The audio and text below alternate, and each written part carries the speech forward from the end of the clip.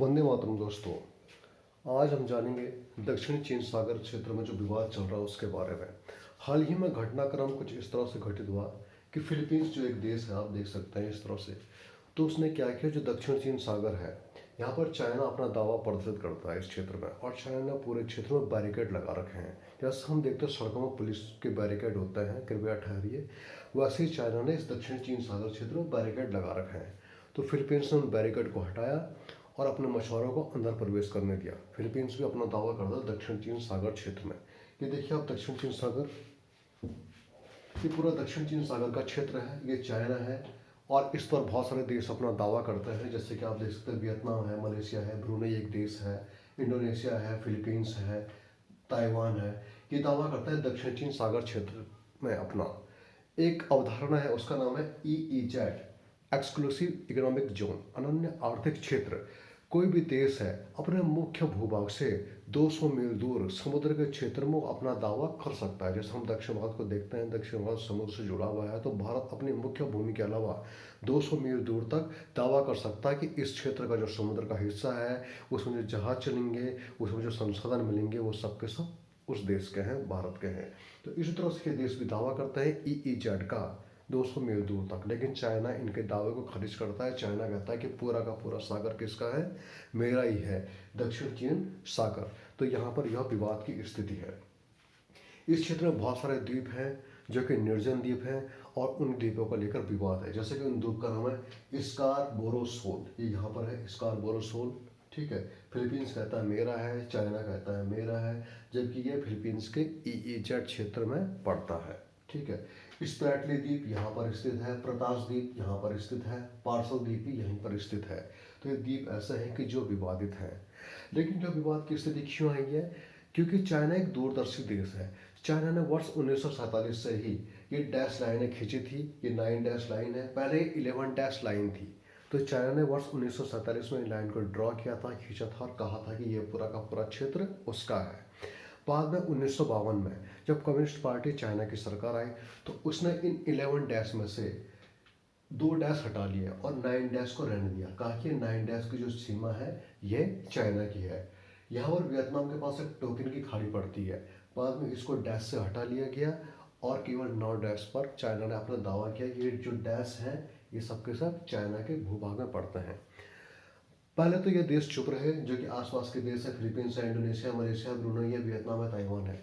लेकिन वर्ष 1970 के दशक के बाद से जब इस क्षेत्र में प्राकृतिक संसाधन प्राप्त होने लगे, तब इन देशों की आंखें खुली और इन्होंने दावा किया कि नहीं, हमारे भी अधिकार इस क्षेत्र में बनता है।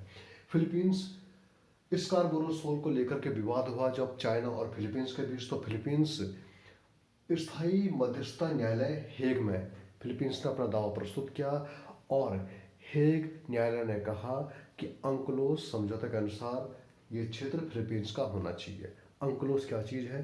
जैसे हर चीज़ के कानून है, वैसे समुद्र के संबंध में भी कानून है जो कि अंकलोस के तहत आते हैं। अंकलोस का पूरा नाम है United Nation Convention of Law of Seas. United Nation Convention Law of Seas अर्थात समुद्र के संबंध में कानून संयुक्त राष्ट्र संघ के द्वारा जो निर्धारित है, ठीक है। लेकिन चाइना ने हेग न्यायालय की बात को मानने से अस्वीकार कर दिया। इस क्षेत्र का अपना एक महत्व भी है। क्या महत्व है? यह क्षेत्र, यह दक्षिण चीन सागर क्षेत्र वैश्विक व्यापार का 60% हिस्सेदारी रखता है। इसके अलावा भारत जो प्रशांत महासागर से व्यापार करता है, वह भी इसी रास्ते से होकर करता है, लगभग 55%। इसके अलावा इस क्षेत्र का सामरिक महत्व भी है, क्योंकि इस क्षेत्र में बहुत अधिक निर्जन द्वीप है। इन निर्जन द्वीपों पर चाइना अपने बंदरगाह स्थापित कर रहा है, अपने सैन्य अड्डे स्थापित कर रहा है। ये सैन्य अड्डे चाइना की शक्ति को बढ़ा रहे हैं और चाइना की आक्रामकता को बढ़ा रहे हैं। इसके अलावा यह क्षेत्र प्राकृतिक संसाधन बहुल भी है। समुद्री व्यापार का बहुत बड़ा हिस्सा यहाँ से कवर होता है। प्राकृतिक गैस यहाँ पर मिलती है व्यापक पैमाने पर। सामरिक महत्व भी इस क्षेत्र का है, इसका सैन्य प्रयोग भी किया जा सकता है। यह क्षेत्र एक गर्म जलवायु का क्षेत्र है। यहाँ पर व्यापक पैमाने पर मत्स्य उत्पादन भी किया जाता है, मत्स्य पालन भी किया जाता है, ठीक है। अतः मत्स्य पालन एक्ट ईस्ट नीति के दृष्टि से महत्वपूर्ण देश है, क्योंकि जो आसियान देश हैं उसके जो बहुत सारे सदस्य देश इसी क्षेत्र में रहते हैं। चिंता इस क्षेत्र की क्या है? पहला, चाइना इसका सैन्यकरण कर रहा है। दूसरा, चाइना जो यहाँ पर स्पेटली, प्रतास, पार्सल जैसे निर्जन द्वीप है, इन क्षेत्रों पर अपने सैन्य अड्डे की स्थापना कर रहा है। इसके अलावा चाइना इस क्षेत्र में, दक्षिण चीन सागर क्षेत्र में, कई कृत्रिम द्वीपों की स्थापना भी कर रहा है, जो कि समुद्र के पारिस्थितिकी तंत्र को भी दुष्प्रभावित कर रहे हैं। ये चिंता का विषय है। ठीक है। इसके अलावा यहाँ पर चाइना अंधाधुंध मत्स्यकरण कर रहा है, व्यापक पैमाने पर मछलियों को पकड़ रहा है, जो कि समुद्री के पारिस्थितिकी तंत्र को प्रभावित कर रहे हैं। ठीक है। और इस क्षेत्र का दोहन भी व्यापक पैमाने पर चाइना के द्वारा किया जा रहा है। अब हम इस क्षेत्र से क्या अपेक्षा करते हैं कि यहाँ पर जो भी समझौता होना चाहिए वह सह अस्तित्व के साथ होना चाहिए, जो कि Vietnam, Malaysia, Brunei, Indonesia, Philippines, Taiwan जैसे देश हैं, इनके भी ईईजेड क्षेत्र को मान्यता मिलनी चाहिए। इसके अलावा एक अवधारणा है MPP, maritime peace park. Maritime peace park क्या चीज़ होता है? अर्थात देशों के बीच समुद्र को लेकर के, मैरीटाइम को लेकर के एक पीस पार्क अर्थात शांति की अवधारणा को रखना। एमपीपी की अवधारणा ली है हमने सीरिया और जॉर्डन के बीच जो लाल सागर स्थित है, वहाँ पर एमपीपी की अवधारणा रखी गई है, और वह दोनों एक दूसरे की भावना का इस क्षेत्र में सम्मान करता है। इस तरह की चीज़ें भी यहाँ पर लागू होनी चाहिए। इसके अलावा सस्टेनेबल फिशिंग अर्थात संधारणीय मत्स्यन इस क्षेत्र में किया जाना चाहिए। इस क्षेत्र का विसैन्यीकरण किया जाना चाहिए। वंदे मातरम।